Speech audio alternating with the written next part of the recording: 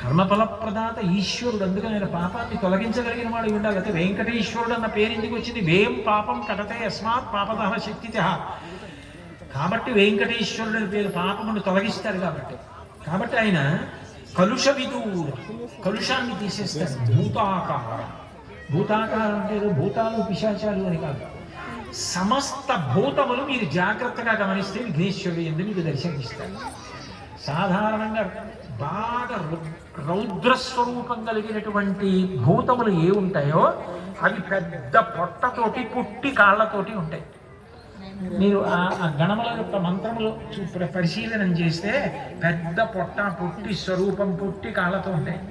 వినాయకుడి యొక్క కింది భాగాన్ని చూశారనుకోండి, పొట్ట దగ్గర నుంచి ఆయన భూతముల యొక్క రూపం ఎలా ఉంటుందో అలా ఉంటాడు. నరులకు మాత్రమే ఒక లక్షణం ఉంది, వాళ్ళు రెండంచెలలో తింటారు, వండుకుని తింటారు. రెండంచెలలో తిన్న వాటిని ద్వైపములు అంటారు, ఉత్కృష్ట ప్రాణులు. కోతి రెండంచెలలో తింటుంది, ఇలా చేతితో పట్టుకుంటుంది, నోట్లో పెట్టుకుంటుంది. ఏనుగు తొండంతో పట్టుకుంటుంది, నోట్లో పెట్టుకుంటుంది. ఇచ్చేయవలసి వస్తే ఒక్కసారి ఇచ్చేస్తుంది, ఇవ్వవలసి వస్తే ఆలోచించము, రెండంచెలు ఇచ్చేయాలి. తీసుకోవలసి వస్తే ఆలోచించి తీసుకో, చటుక్కన చేయి చాపం నిన్ను బంధిస్తుంది.